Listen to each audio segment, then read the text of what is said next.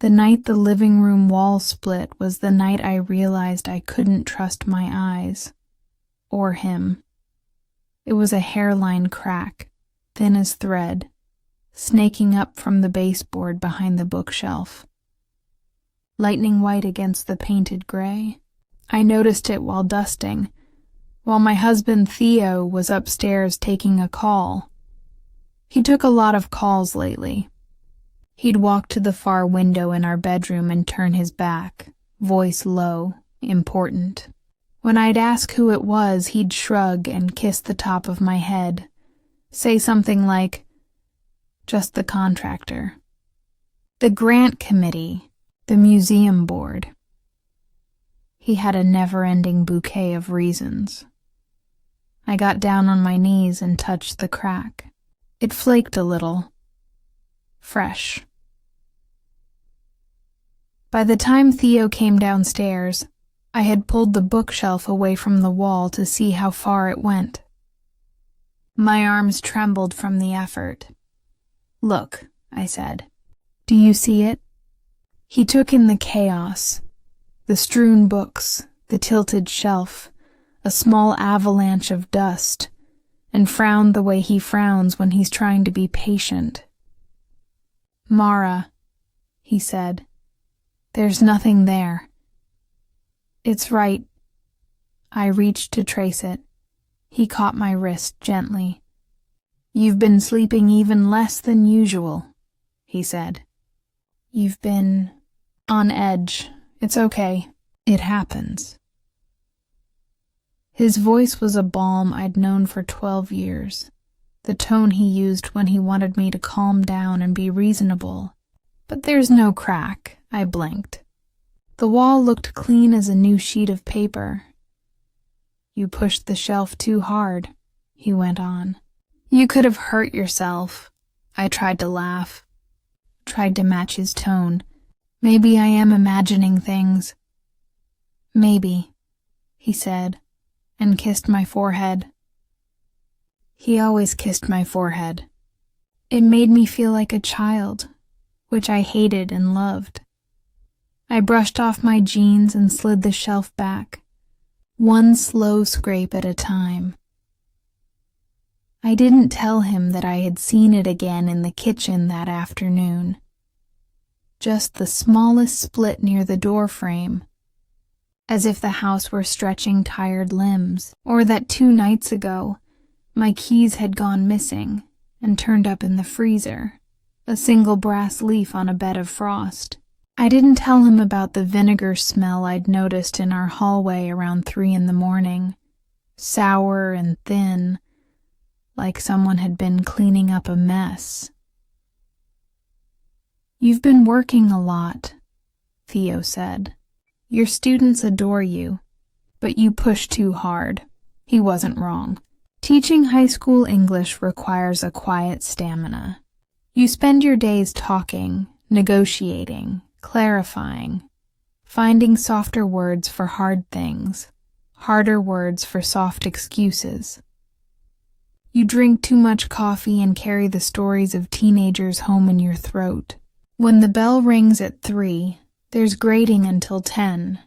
You stretch your neck and say, "It's worth it," and most days you believe it. But there was the crack. There had been a crack, and now it was gone. That night I dreamed the house exhaled and the walls pressed in just enough to smudge the corners of the rooms. I woke with a start to Theo nudging me softly. "You were talking in your sleep," he murmured. What did I say? His hand rested between my shoulder blades. "You asked who was in the hallway." I didn't even try to sleep again. The next morning, I took a photo of the kitchen door frame before leaving for work. My phone told me the time, the date, the exact coordinates. I took another photo of the bookshelf and taped a sticky note inside the cabinet. "If you move me, please put me back." I wrote it like a joke with a smiley face. I wanted to prove to myself to the half of me that was practical, that nothing was wrong. On my way out, I passed the lemon sour smell again, faint. It clung to the hallway like a memory. At school, I launched into a lesson on unreliable narrators. My juniors were deep in the yellow wallpaper and Gone Girl, arguing about who gets to decide what truth looks like. Lila, who has a talent for sharpening a point until it's irresistible, said, "It's not that she's lying. It's that everyone tells her she's not seeing what she sees. They make her doubt it to control her." "Good," I said, feeling a prickle. Gaslighting, changing someone's sense of reality until it suits your needs. Chairs scraped, phones hummed, pencils tapped. Outside the windows, the maple leaves flashed their September light, green with a touch of rust. At lunch, I texted Theo a photo of my students' annotated passages. He replied with a thumbs-up emoji, and, "Can you pick up seltzer on the way home?" I came home with a case of lime seltzer balanced on my hip. The hallway smelled normal. The door frame looked smooth. I opened the cabinet with the sticky note. It was still there, grinning. The bookshelf hadn't moved. It seemed ridiculous that I'd felt unsettled at all. I poured seltzer over ice, took a long drink, and stood in the middle of the kitchen like I'd arrived at the wrong destination. Sometimes ordinary life felt like a foreign country. I rinsed my glass. I took attendance in my head. Wallet in my bag, keys on the hook, phone on the counter, ring on my finger. I went upstairs to change. When I came down, the seltzer can was gone. I scanned the counter. Checked the recycling bin. The sink. The fridge, nothing. "Theo?" I called toward the living room. He leaned around the door frame, laptop open. Did you throw out my seltzer?" He blinked, confused. "You didn't open one." "I did. I drank almost all of it." "Babe." He smiled and tilted his head in that tender way. "You came in, said hi, and went upstairs. We haven't even hugged yet." I looked at the counter again. The ring of condensation was there, wet on the stone. I swallowed. Never mind. He closed the laptop and opened his arms. I walked into the space under his chin and tried, like always, to let his steadiness become mine. His heartbeat was even. I told myself I was tired, that my brain had holes for small things to fall through, that every human being loses track of objects and words and time. I told myself the cold tickle in my blood was just leftover caffeine. But at midnight, when he fell asleep and the house settled, I crept downstairs with my phone and a flashlight. The kitchen had that thorny soundlessness old houses get after dark, the kind that makes you feel intrusive just for breathing. I clicked the beam along the edges where the baseboards met the floor. I breathed through my mouth. Near the back door, in the faint dust that gathers where nobody sweeps, I found 2 footprints. They weren't Theo's. The tread was different, the heel narrower. The prints weren't mine either. The placement made no sense for my step. They were just there, heel to toe, like someone had stood and then pivoted. I filmed them, then I wiped them away with a paper towel. In the morning, I'd show Theo the video, except in the morning, my video roll had a gap. From midnight to 1:13 a.m., there was nothing. The last clip before the gap was my cat, Pip, from 2 days ago, gleefully patting a moth against the kitchen window. The first clip after the gap was a blurry shot of my own face, close and surprised, from months ago when I'd accidentally opened my camera to selfie mode. The footage of the footprints was gone.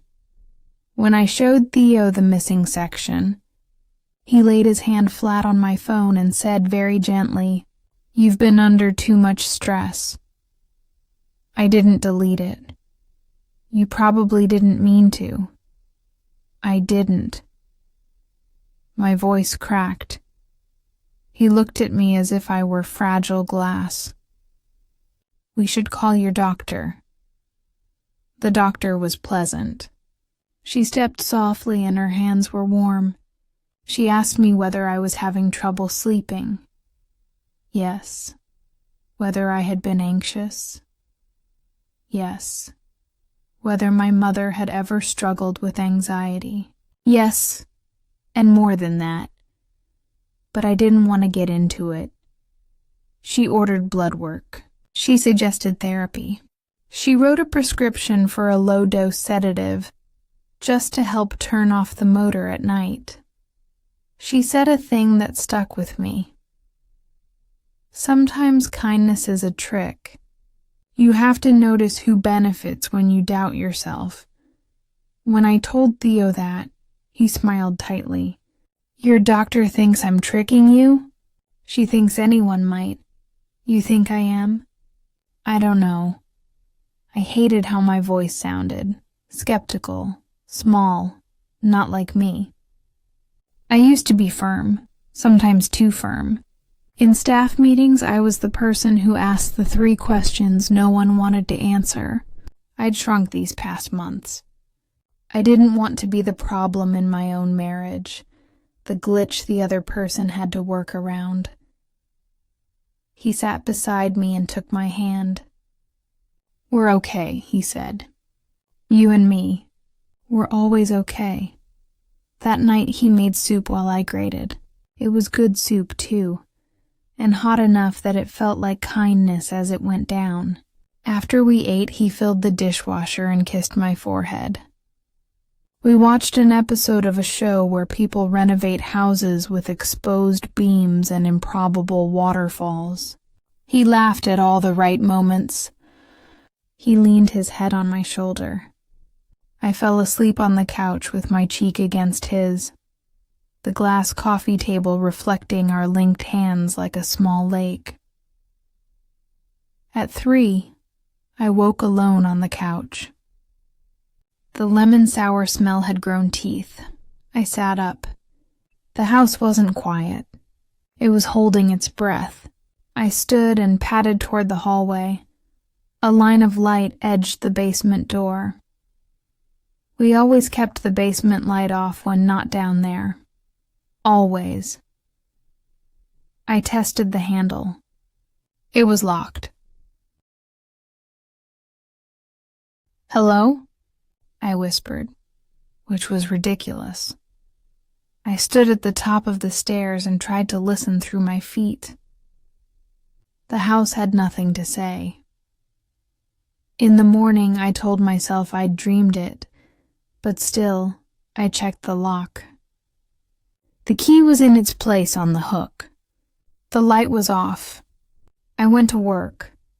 I tried to teach Macbeth without saying the word blood, as if naming it would loosen something inside me and let it out.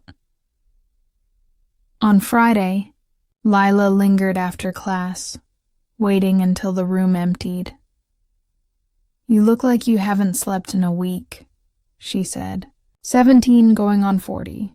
My stepdad did that to my mom. Told her she was dramatic until she acted dramatic. Then he left and said, "See? What's the assignment?" I said, too brisk, my shield clicking into place. She held up a notebook.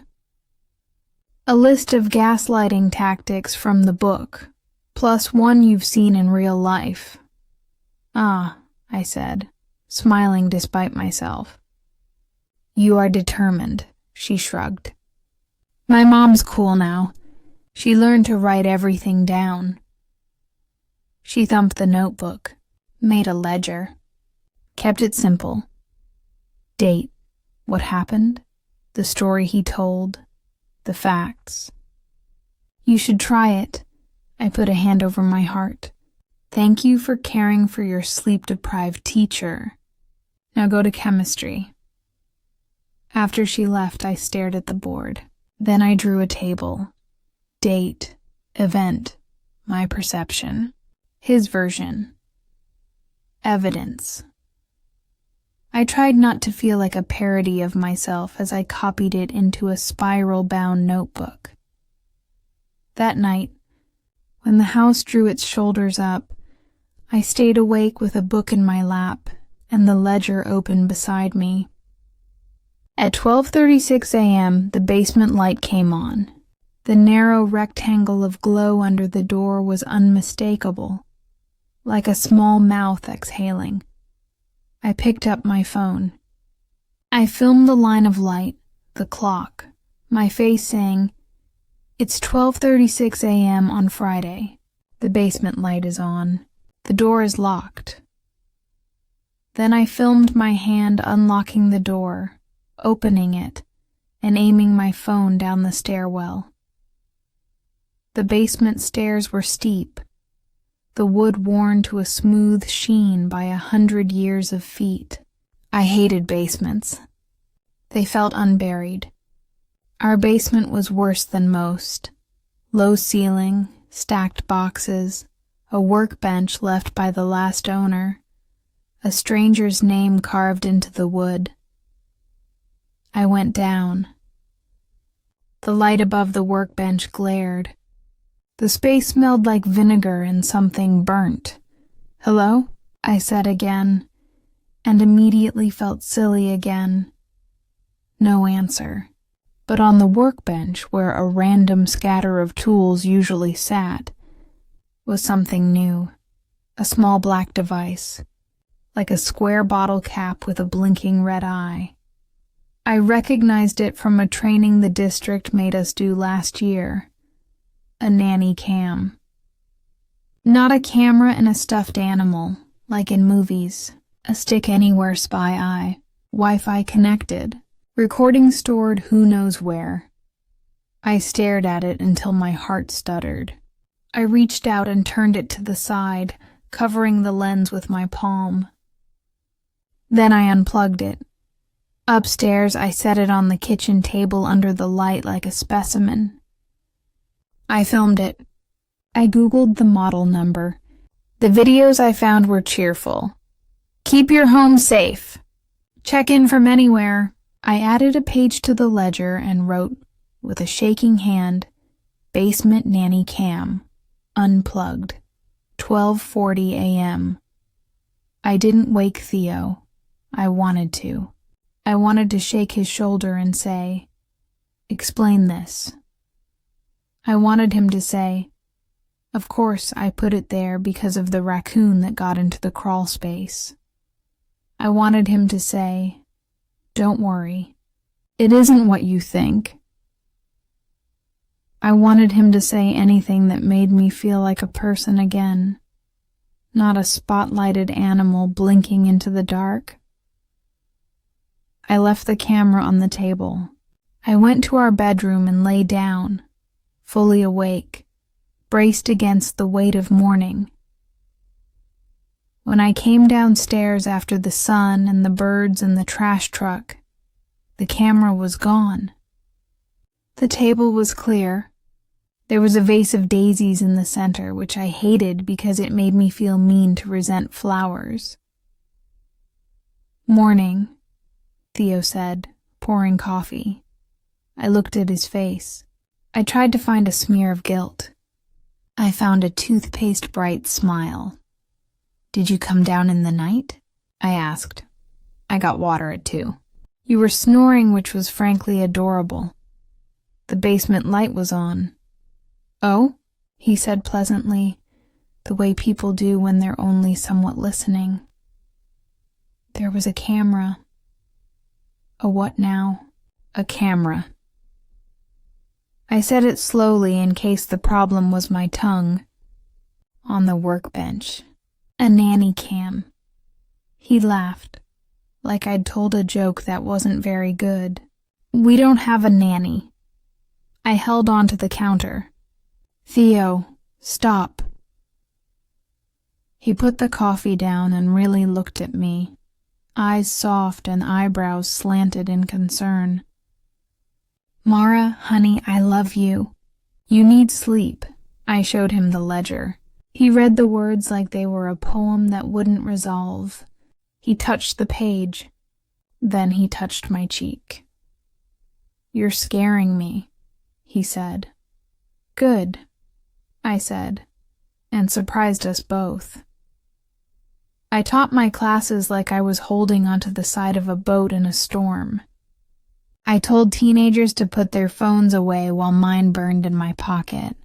I took a bathroom break just to breathe into a paper towel, and when I looked up, my face in the mirror had the blanched look I remembered from my mother during her bad days. She would stare into middle distance. She would tighten her jaw. She would say, I just need to rest. And then she'd go to her room and close the door. After school, I sat in my car and opened Theo's contact in my phone and touched the little info circle. I scrolled through our message history. It wasn't as long as it should have been. Whole chunks were missing. Little absences, as if the week had a mouth and had taken a bite. On impulse, I called my carrier. I waded through the polite robots. I finally reached a person named Val, with a soft southern accent and a sense of humor that made me feel like the world still had edges. I need my call and text logs. I said, I can send those over email, she said. Do you want incoming and outgoing? All of it. I sat in the school parking lot with my seatbelt still on, the end of the day sliding around me like a curtain, and opened the PDF on my phone. The list was dense. At first my brain slid over it like a skate. Then I began to see the pattern. Theo's number was all over my messages, of course. But there was another number, unknown, with bursts of calls at odd hours. 12:33 a.m., 2:07 a.m., 3:13 a.m. Always short calls, 1 to 3 minutes. Sometimes 2 in a row, as if one alone hadn't done the trick. I copied the number. I pasted it into a search bar. Layla's Flowers and Home Goods in Westfield popped up, a flower shop. I stared at the daisies on our table in my mind. I called the number. A bright bell-like voice answered, Layla's, this is Cass. Hi, I said, and found myself smiling. I'm looking for a delivery that came recently to my house. Sure. Can I get the address? I gave it. She made a small O and said, We have you as standing order, Saturday a.m., rotating seasonal. Standing order, I repeated. Yes, ma'am. Been running since late spring. I can check who set it up if you give me a sec. My throat grabbed. Please. I listened to her typing and got a snapshot I didn't want. Theo at the supermarket with a bouquet. Me saying you didn't have to. Him saying I wanted to. And then, later, him on the phone. Hi, can we set up a standing order? Rotate the blooms so it looks fresh. Saturday mornings. My wife loves flowers. I love my wife. Okay, Cass chirped back. So it was set up by a, okay, this is odd. It was set by a house manager on behalf of a Miss Tate. Papers shuffled. Oh, here, found it. The house manager's name is Theo. I made a sound that could have been anything. Laugh, sob, cough.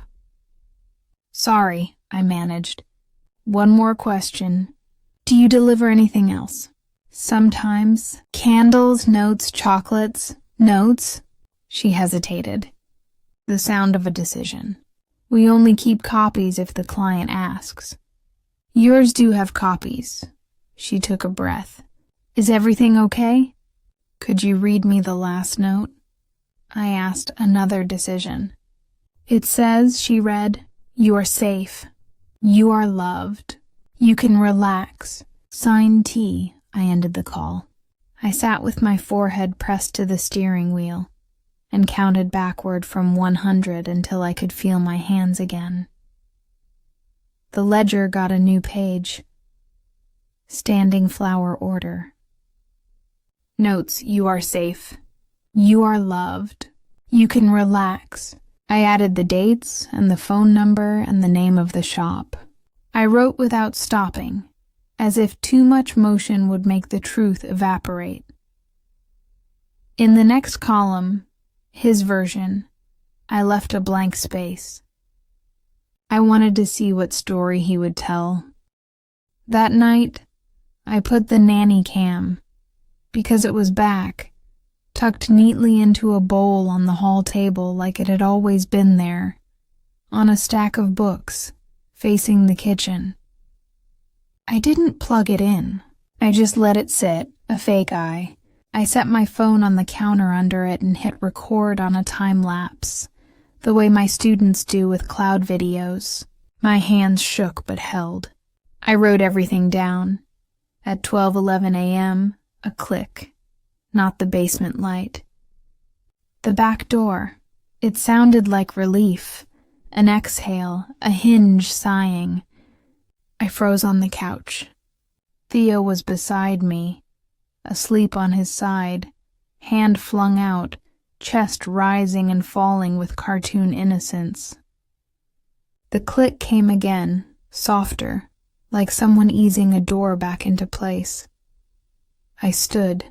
I picked up the heavy glass paperweight on the coffee table without even thinking, the way you might pick up an umbrella before stepping into rain. I moved toward the kitchen. The back door was closed. The deadbolt was set. The chain was latched. The lemon sour smell was thick enough to taste. Hello? I said, and wished I had chosen a different word. A word like stop or no, or I see you, nothing. Then, another click. This one I recognized immediately. The gate to our small backyard. The latch that sticks if you don't lift it while you pull. I went to the window above, the sink, and pushed the curtain aside with 2 fingers. A slim figure in a dark jacket slipped through the gate and into the alley, shoulders hunched, hair in a low knot. She didn't run. She moved like a person who belongs everywhere, I didn't think. I stepped into shoes. I unlocked the door. I went out. The night air was damp and smelled like rain and old leaves. The alley collected the city's mutters, the hum of an HVAC unit, the distant thump of a car stereo, and turned them into a single low sound, like a big animal sleeping. Hey, I said, almost conversational. The figure paused at the far end of the alley and turned. She did not look alarmed. Can I help you? She asked in a voice so calm it called up a memory. Someone who knows my kitchen. You were in my house, I said. I was, she said, as if confirming a reservation. It took me a second to process that. Why? Because it needed to be cleaned, she said, and smiled, quick and neat. An ordinary person's smile. I come once a week. Thursdays or Fridays. Depends on my other clients. I don't have a cleaner. She frowned, as if puzzled by my joke. Theo hires me. The paperweight in my hand suddenly felt ridiculous. I put it in the pocket of my robe, a lump against my thigh. How long? I asked, she thought. 3 months? I would have said something except my mouth filled with a taste like a burnt penny. I swallowed. Did you move my keys? My seltzer can. Did you scrub the hallway at 3 a.m.? She tipped her head, considering. There was a spill. He didn't want you to wake up. He said you were under stress. I realized very suddenly that my robe was open, and the night air was on my skin, and a stranger was looking at me with pity. I pulled the robe closed and squared my shoulders. Don't come back, I said. My voice shook, but I didn't care. You don't work here. The cleaner held my gaze for 1 second too long. A kindness or a dare, I couldn't tell. Okay, she said, but you should talk to him. He thinks he's helping. She melted into the alley's mouth and was gone. I went back inside and locked the door 3 times. I pushed the chain over and pressed my forehead to the cool wood, the way you might steady yourself on a friend's shoulder. I went to the bedroom and shook Theo's shoulder until he surfaced. Who is she? I asked. He blinked, slow and sweet. Who? The cleaner. Oh, he said softly. Right, I should have told you. You think? You've been drowning, he said. I got you a life raft. You hired someone to come into our house at night. She works nights, he said. She has kids. And she moved my things. And she erased my video. What video? Don't. I heard the crack in my voice and hated it. Don't do this. Don't make me the problem. He sat up and took my hands. You're not the problem, he said. And then his voice softened so much it hurt. But you need help. I need you to stop. Stop what? Stop making the ground move under me and then handing me a chair. He didn't speak. He reached out and brushed hair from my face, and in that moment I could see how I had ended up here. How his competence and tenderness had built a home that had become a maze. I had fallen in love with a person who could open any stuck jar, fix any broken leg on any wobbly table, arrange any flower. I had let him arrange me. Okay, he said. I'll cancel her. Good, I said, and went to the kitchen to write it in the ledger. Cleaner. Night visits. Says Theo hired her. Says he thinks he's helping. Told her not to come back. When I turned, he was at the counter, his eyes on the notebook. You're writing a lot, he said. I am. I worry it's making you worse.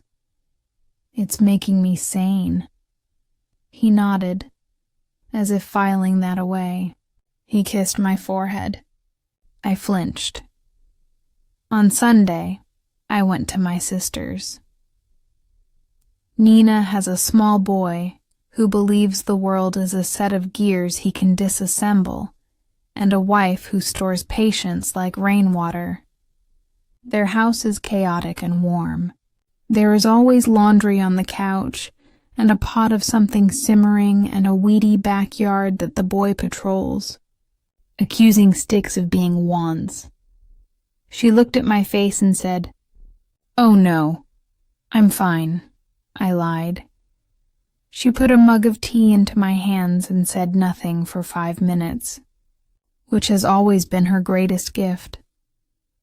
I told her about the crack and the flowers and the cleaner and the camera.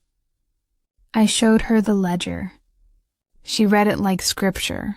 Then she went to the drawer by the stove and took out a small metal case. "What's that?" I asked. "Dad's old key kit," she said, like it was nothing. "He used to rekey everything when we moved. Remember?" She smiled without joy.